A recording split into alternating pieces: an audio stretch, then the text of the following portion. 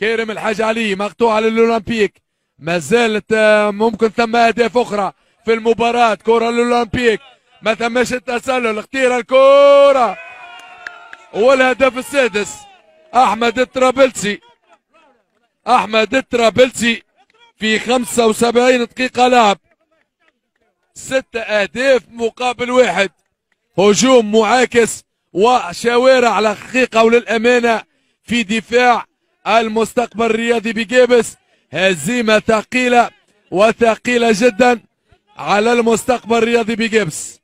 6 مقابل 1 في توقيت 75 دقيقة لعب. 75 دقيقة لعب. الأولمبيك يتقدم على المستقبل الرياضي بجيبس 6 أهداف مقابل 1.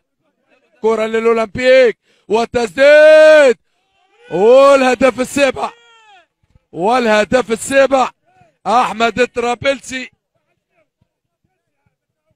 في توقيت 83 دقيقة لعب. 7 مقابل 1، 7 أهداف مقابل 1.